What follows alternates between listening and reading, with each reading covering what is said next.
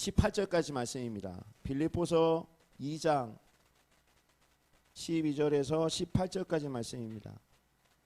신약성경 320페이지.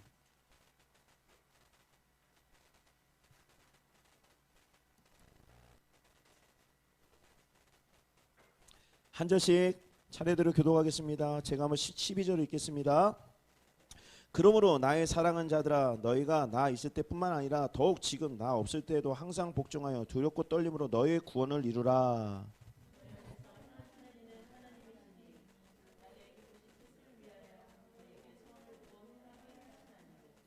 모든 일을 원망과 시비가 없이 하라.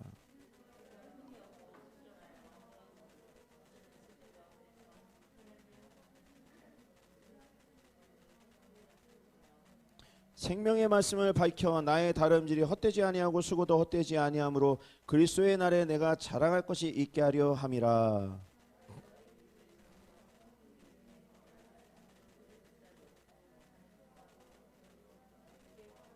함께 읽겠습니다. 이와 같이 너희도 기뻐하고 나 함께 기뻐하라. 아멘. 할렐루야. 오늘 말씀을 통해서 순종이 복입니다 라는 제목으로 함께 은혜를 나누고자 합니다.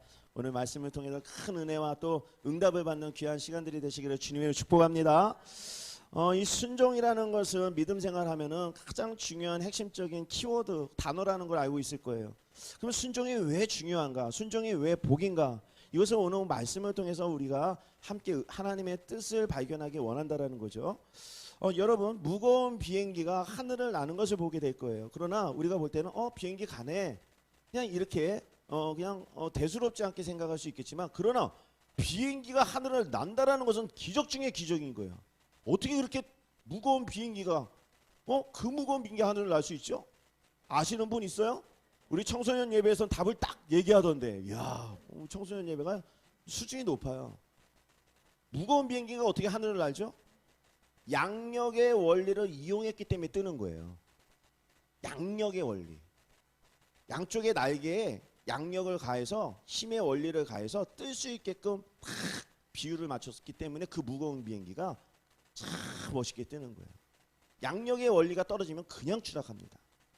자, 그럼 여러분, 무거운 배가 어떻게 물 위에 떠다닐 수가 있죠? 유조선 같은 경우에는 수만 톤이 되잖아요. 이렇게 무거운 배가 어떻게 물 위에 뜰 수 있어요? 그것은요, 부력의 원리를 사용했기 때문에 물 위에 뜨는 거예요. 공기와 여러 가지 비율을 통해서 그걸 합산을 해서 황금 비율로 딱 해주면 무거운 유조선, 항공모함도 크게 다 뜨는 거예요. 자, 여러분, 그러면 성경에서요, 인간을 뭐라고 합니까? 사람을 뭐라고 해요? 수고하고 무거운 짐진 자들아 라고 얘기하죠.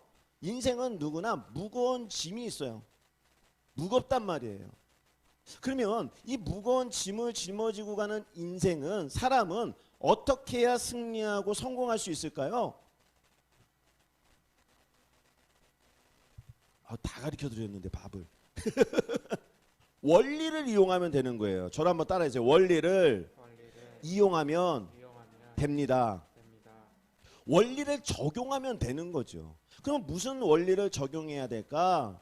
바로 성경의 원리를 적용하면 되는 거예요. 성경의 말씀대로 인생에 적용을 하면요, 무거운 짐을 지고 가는 인생이라 할지라도 하나님이 그를 성공할 수 있게끔 이끄신다라는 거예요. 할렐루야. 이 말씀을 믿으시기를 바랍니다. 근데 이 말씀에 순종하지 못하면 어떻게 돼요? 인생이 망가지고 또 그 순종하지 못한 사람이 또 다른 사람에게 피해를 주는 일들이 많이 일어나요. 인류 최초의 인간인 아담과 하와를 보세요. 하나님이 먹지 말라는 그 선악과를 어떻게 해요? 순종하지 못함으로 하와가 딱 먹고 나서 누구에게 줘요? 아담에게 주는 거예요. 너도 먹어봐라, 맛있더라. 나쁜 영향력, 순종하지 못하는 불순종의 영향력은요, 내 옆에 사람에게도 나쁜 영향력을 주더라는 거예요.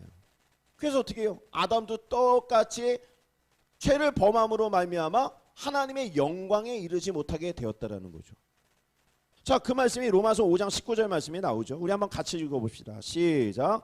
한 사람이 순종하지 아니함으로 많은 사람이 죄인 된 것 같이 한 사람이 순종하심으로 많은 사람이 의인이 되리라.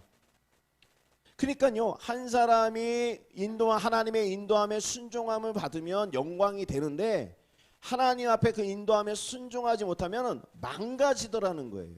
인생은 그런 거예요.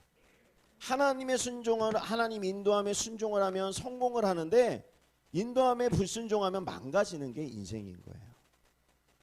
그래서요, 하나님의 그 인도하심 앞에 이렇게 따라간다는 걸 성경에서 뭐라고 하면 순종이라고 얘기합니다. 순종.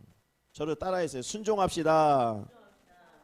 그래서 우리가 순종하기 위해서는 하나님의 인도하심, 그 인도하심을 받는다라는 거에 대해서 우리가 더 한번 알아가는 시간이 필요하다는 거죠. 그래서 하나님의 인도하심은 무엇인가 봤더니 하나님이 이끄시는 대로 따라가는 것이라는 것이 나오는 거예요. 그러니까 내 뜻과 내가 하고 싶은 대로 가는 게 아니라 내 인생이 하나님이 원하시는 쪽으로 인도하는 대로 가는 것이 하나님의 인도함이다라는 겁니다. 우리가요, 이런 경우에 많은 일들이 우리 안에 생깁니다. 그것은요, 어떤 일이 있냐면요, 우리가 살아가다 보면 뭔가를 하나를 딱 하고 싶어 해요. 그런 일이 생겨요. 그러면요, 사람은요, 그 일이 하나님의 인도하심인지 아닌지를 어떻게 해요? 알아가고 싶은 거예요. 그래서요, 자기가 하고 싶은 일에 대해서 먼저 딱 해놓고요, 그거에 대한 성경 구절을 찾기 시작합니다. 아, 이게 하나님의 인도하심일 거야. 그 막 유튜브든 뭐든 다 듣습니다. 이거에 맞는 케이스의 말씀을 찾는 거예요. 그 다음부터 사람은 바빠지기 시작하는 거예요. 자기가 하고 싶어하는 일을 합리화시키기 위하여 그냥 자지도 주무시지도 않고 말씀을 찾고 성경을 읽고 또 이렇게 예배를 드리고 그 말씀만 쫓긋하고 있는 거예요. 졸다가도 그 말씀이 나오면 저 말씀 내가 하고 싶은 말씀인데 뭔가 자기의 원리대로 이렇게 끌어당기고 있어요. 뭐예요?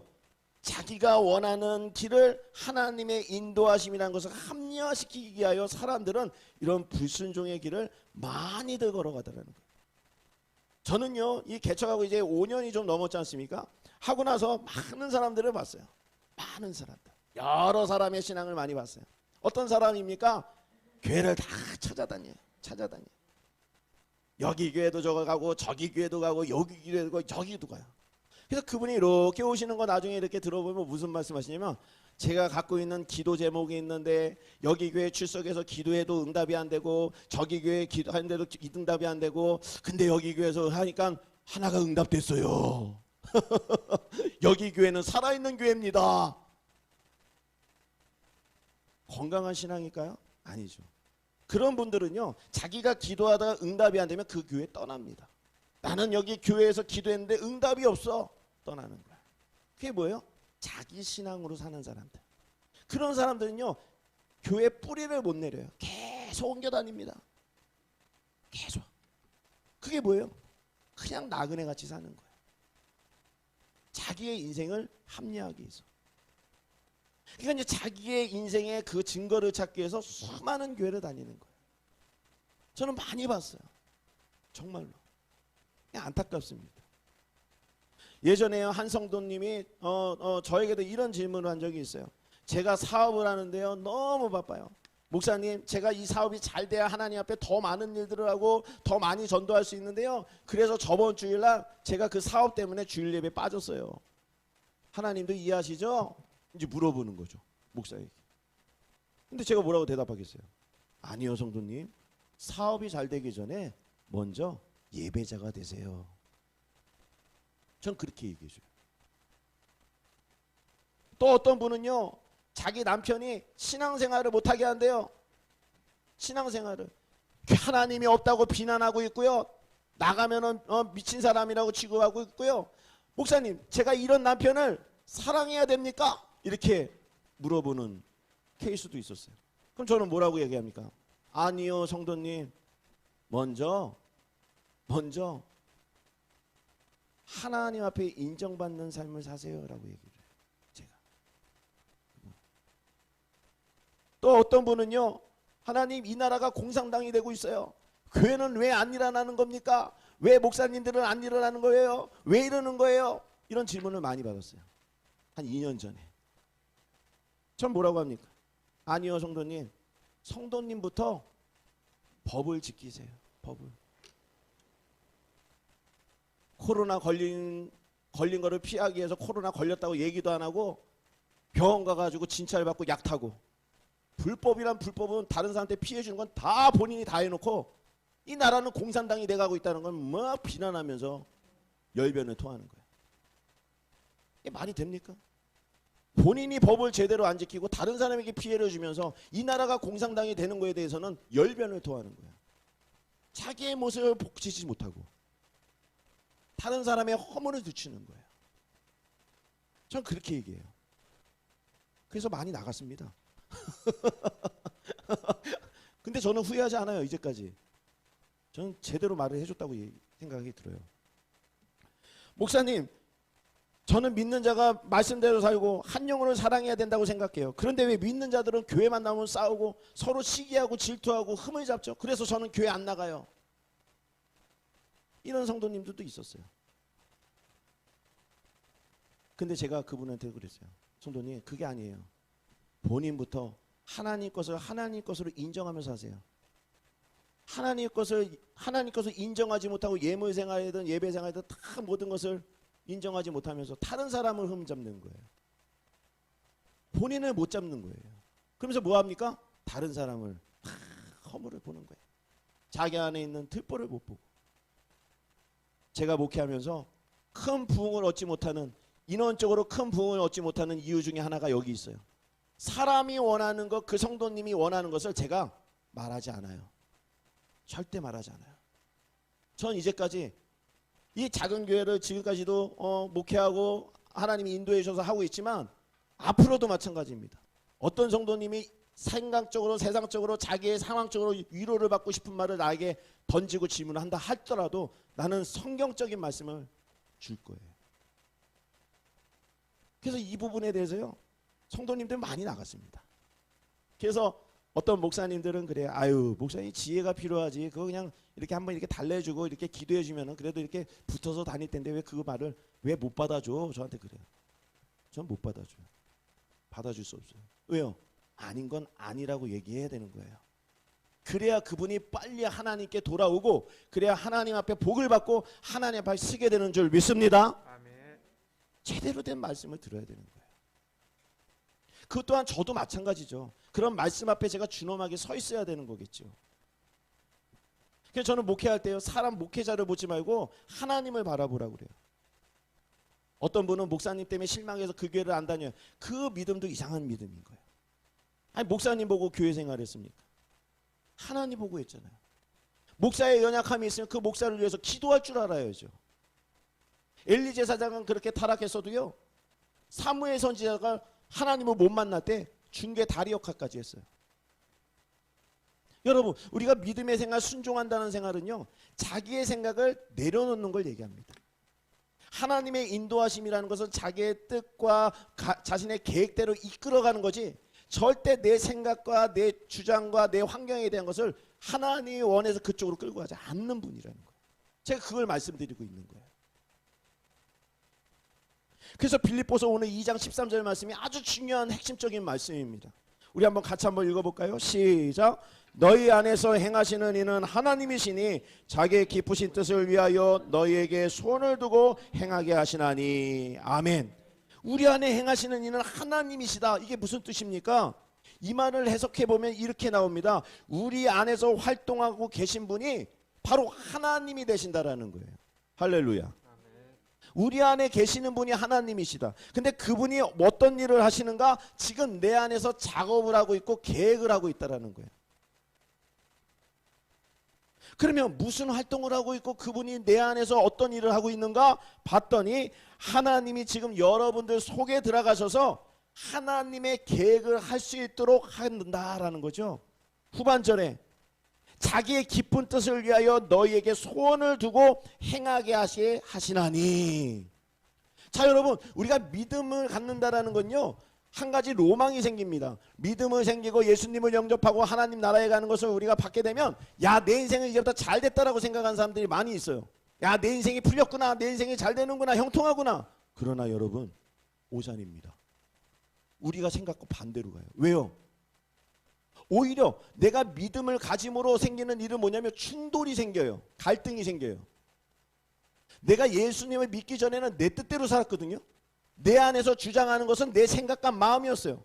내가 하고 싶은 말을 하고, 내가 가고 싶은 곳을 가고, 내가 하고 싶은 것을 이루고, 내가 뭐 다 했단 말이에요.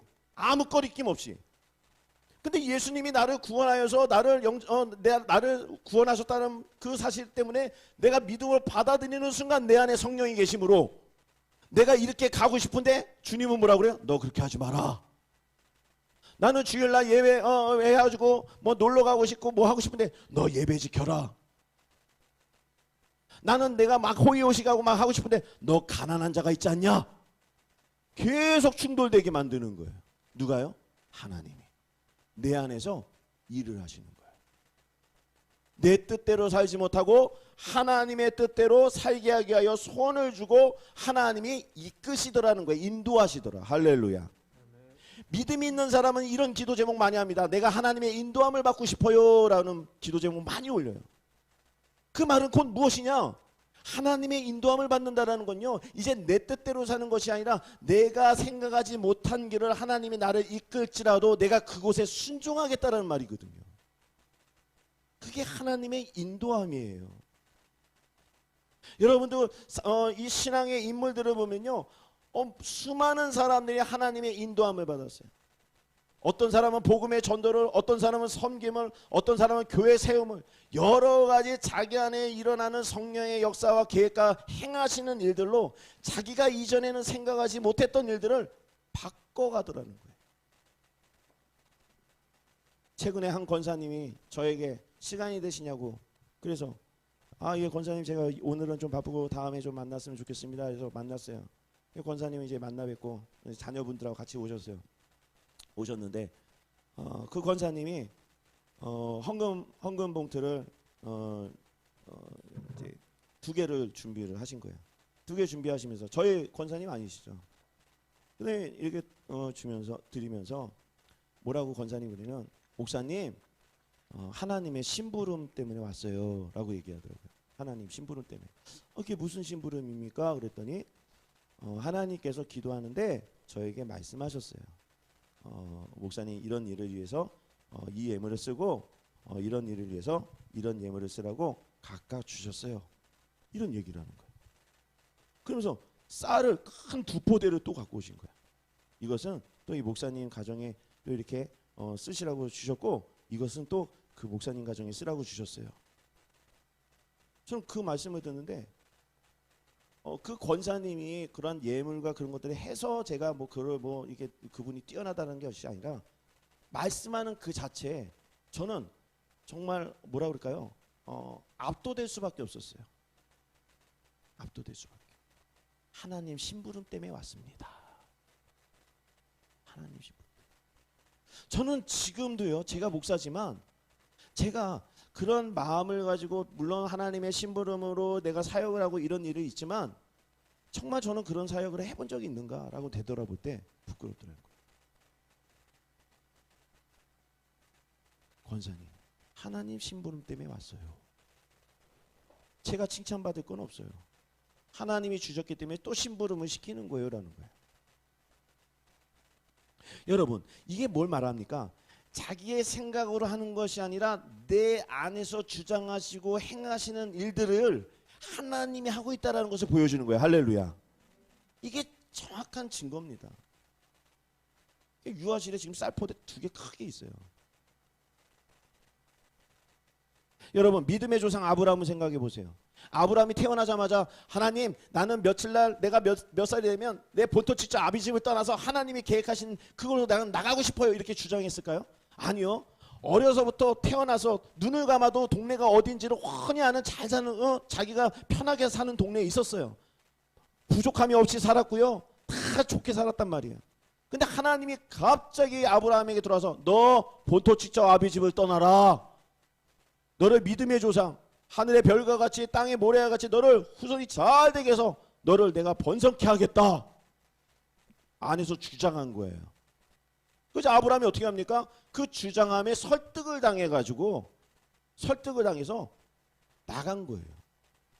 사실은요, 내가 순종해서, 아브라함이 순종해서 나간 것이 아니라 하나님이 아브라함을 이끌기 위해서 계속 설득을 한 거예요. 그것을 받아들이는 게 순종입니다. 하나님 말씀을 알고 여러분들이 아멘 한 것이 순종이 아니고요, 진짜는 여러분들 안에서 계속 성령이 말씀하신 것을 설득하고 있는 거예요. 그거 해라, 이거 해라, 저렇게 해야 된다, 계속 말씀하고 있는 거예요.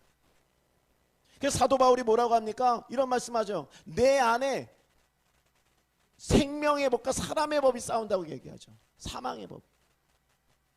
이게 뭐예요? 계속 성령이 자기로 하여금 생각하지도 못한 걸 요구하고 있다는 거예요. 하나님이. 자, 여러분, 아브라함이 그렇게 해서 본토 직접 아비의 집을 설득당해서 나가는 순종함으로 나갔어요. 자, 모세를 볼까요? 모세가 사람을 죽이고 자신의 능력으로 구원하려고 하다가 도망자 신세가 됐죠. 미디안 광에서 40년을 양을 치면서 살고 있었어요. 근데 하나님이 어떻게 하셨습니까? 불이 꺼지지 않는 떨기나무로 하나님이 모세를 불렀죠. 여긴 거룩한 곳이니 너 신을 벗고 들어와라. 순종해서 들어왔더니 뭐라 합니까? 내 백성을 가서 너 구출하라고 얘기하죠. 근데요, 모세 입장 생각해 보세요. 내 안에 뭐가 있어요? 절대 가기 싫어요. 애굽이란 걸 도망 나와가지고 살았는데 그동안 가기 싫어서. 근데 거길 들어가라고 하니 모세 입장에서 얼마나 가기 싫겠어요. 그러니까 뭐라고 합니까? 아유 하나님, 저는요 능력도 없고요, 저는요 말주변도 없어요.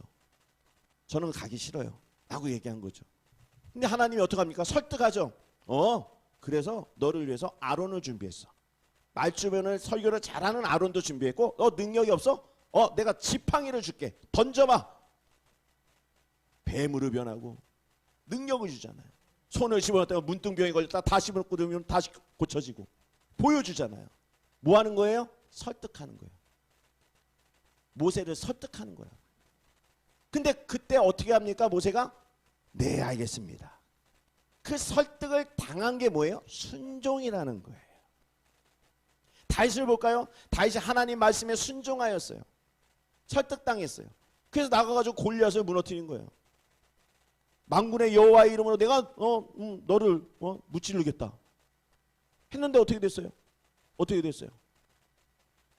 골리앗은 쓰러지고 정말 사람들이, 많은 사람들이 다윗을 칭송했죠. 근데 어떻게 됩니까? 사람들이 그 사울왕이 다윗을 죽이려고 하잖아요.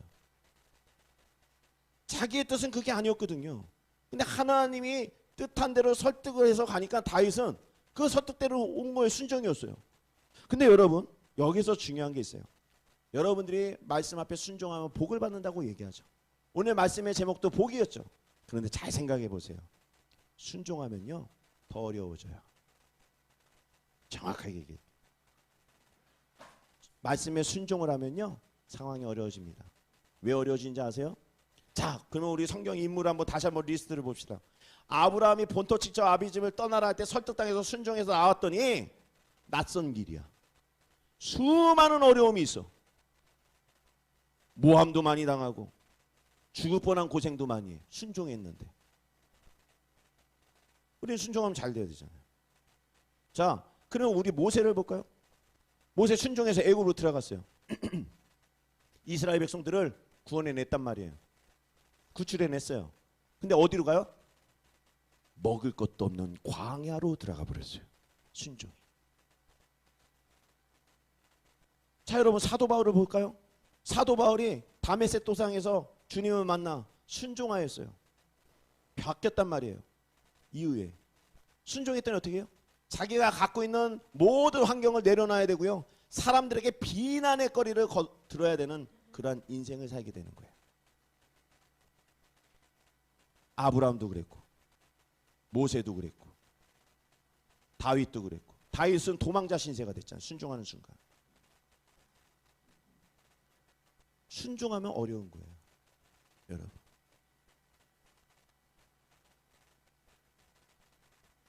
근데 순종을 했는데 어려운데도 왜 우리가 순종을 해야 되냐?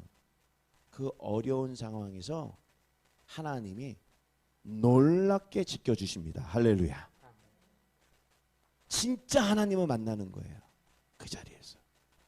내가 의지했던 것들을 이제 의지하지 않는 그 자리에서 하나님이 만나주는 거예요. 여러분들이 순종하기 전에는 내가 이 돈도 의지했었고 이것도 또 의지하고 여러 가지 환경도 직장도 여러 가지 사람도 의지하는 것들이 끈들이 많았는데 하나님 앞에 설득당해서 아멘 했더니 이걸 다 끊어놓더라는 거예요. 하나님이. 그 원망불평 생길 수 있죠. 아니 뭔가를 하려고 했더니 왜 이런 일이 생기냐는 거야. 근데 여러분 놀라지 마세요. 성경의 모든 인물이 그런 과정을 경험했습니다. 그리고 나서 어떻게 합니까? 하나님은 여러분들을, 여기에 있는 신앙의 인물들이 그랬던 것처럼 여러분들을 고아와 같이 버려두지 아니하고 성령으로 인하여 여러분들을 위로하고 돕기 시작하더라는 거예요. 내가 옛날에는 세상의 것으로 먹을거리를 삼고 세상의 것을 내가 의지하고 내가 세상의 것으로 위로를 받았지만 하나님이 내가 순종함으로 말미암아 하나님의 계획대로 이끌려서 가니 이 모든 것을 끊어버리고 하나님만 바라보게 하더라. 근데 내가 거기에서 진짜 하나님을 바라봤더니 하나님이 놀랍게 역전시키는 은혜들이 있더라는 거예요. 할렐루야. 여러분들 여기서 은혜를 받으셔야 돼요. 할렐루야.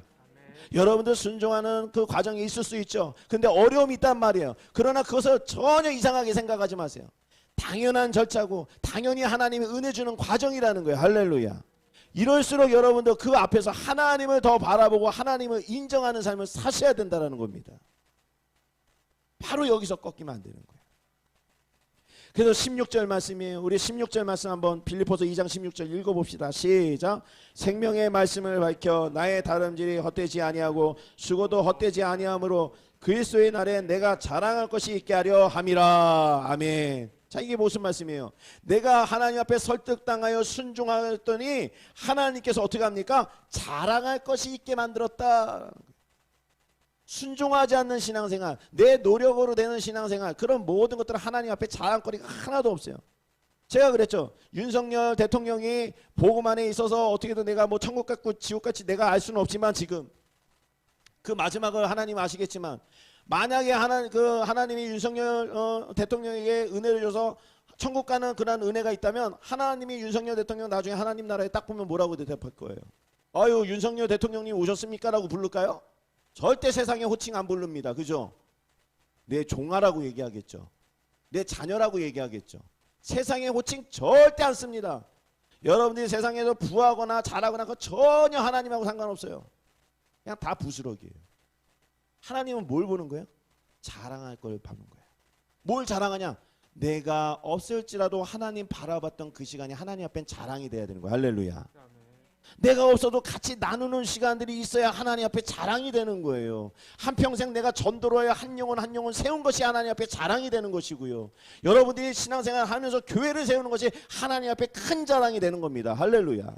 그게 자랑이 돼야 되는 거예요. 내 계좌에 얼마가 있냐, 내 땅이 몇 평이냐, 집이 얼마큼 있냐, 이거냐, 그건 전혀 하나님 앞에 자랑거리 안 됩니다. 오히려 하나님 앞에 내가 있든 없든 그걸 다 떠나서 이것이 중요한 것이 아니라 하나님, 사도 바울과 같이 이것은 다 나에게 분비물로 여기며 나는 오직 하나님밖에 없습니다라는 고백이 나올 때 그 인생을 너 참 내 자랑거리로 삼는다라는 거예요. 아무리 백사를 하든 장수를 하든 하나님이 자랑하지 못하는 인생을 살면 그게 무슨 자랑이 되겠습니까? 하나님이 자랑할 것이 돼야 자랑이 되는 거잖아요. 그래서 빌립보서 2장 16절 말씀에 그리스도의 날에 내가 자랑할 것이 있게 하려. 주님이 이제 곧 오시게 될 텐데 그 주님이 오시는 그날에 내가 주님을 만날 때 주님 내가 이 믿음으로 이렇게 기도하면서 버티고 있었어요. 이런 것들이 내가 주님 만날 때 자랑을 할 수 있는 것들이 있어야 되는 거예요. 여러분 주님 오시는데 아유 주님 제가요 열심히 살아서 여기다가 한 700평 800평 땅 사놨어요. 하나님 저 자랑 좀 해주세요. 자랑할 거예요? 안 해줘요. 하나님은 영적인 것을 본다는 거예요. 할렐루야. 여러분들 영적으로 일어나시는 모든 분들이 되시기를 주님으로 축복합니다. 그러면 이 영적인 것이 이 땅에 있는 것도 또 다 하나님이 잘 되게 하는 거예요. 할렐루야.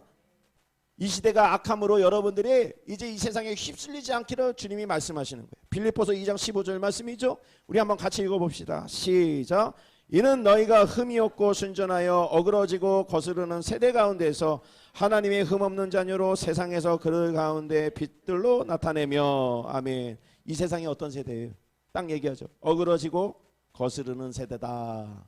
하나님의 인도함을 받지 않고 하나님이 설득해도 끝까지 고집피면서 나 싫어요 갈등하면서 계속 하나님과 대립관계에 있는 사람들, 이게 뭐예요? 거스르는 세대. 제가 그랬죠. 이 음란한 세대, 이 전 세계는 음란한 세대로 망할 겁니다. 이 세대는요 하나님을 불순종하는 세대로 망하게 될 거예요. 그러나 하나님 오늘 말씀을 통해 여러분들이 뭐라고 합니까? 너희들이 주의 날에 흠이 없는 자로 일어나기 원한다. 이 중요한 말씀이에요. 하나님이 흠이 없는 자녀로. 여러분들 옆에 과일 가게 있잖아요. 과일 가게 가면 뭐부터 해요 여러분들? 과일이 흠이 있나 없나 보죠. 누가 흠 있는 거 사겠어요? 내 돈 주고. 그렇죠? 하나님도 마찬가지입니다. 여러분들은 자녀 삼았는데 그 자녀가 흠이 있는 걸 원할까요? 아니요. 나중에 흠이 없는 거를 하나님이 기뻐한다라는 거예요. 끝내는요 여러분들, 내 안에서 내주하시는 성령 하나님이 자꾸 내 뜻과 반대로 충돌되는 부분들을 이야기하고 설득하면요 여러분들 어떻게 해야 돼요? 이제 그냥 설득 당하세요. 아유 고만 고집 좀 피세요. 그냥 설득을 당하세요. 좀 성령님이 그렇게 설득하는데 왜 고집을 피고 그걸 꺾지 않으세요? 꺾으면 편하다니까요. 정욕적인 거, 세상의 명예, 출세 다 꺾으세요. 그냥 설득을 당해버리세요.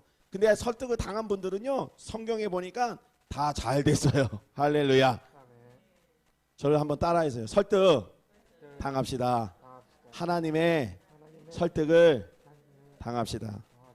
빌립보서 2장 17절과 18절 말씀이에요. 같이 읽읍시다. 시작.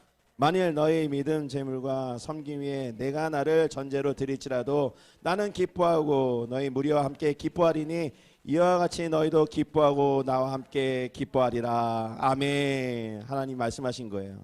내가 너희들 때문에 기뻐한다. 설득한 거에 순종하는 사람들은 기뻐한다라는 거예요. 할렐루야. 그래서 이사야서 40장 31절 말씀입니다. 읽읍시다. 시작. 오직 여호와를 앙망하는 자는 새 힘을 얻으리니 독수리가 날개치며 올라간 같을 것이요 다른 박질하여도 곤비하지 아니하겠고 걸어가도 피곤하지 아니하리로다. 아멘. 할렐루야. 여기서 앙망한다는 것은 요구나 희망이 실현되기를 바라는 걸 얘기하는 거예요. 이건 뭐예요? 여호와가 원하는 것을 바라는 것이죠.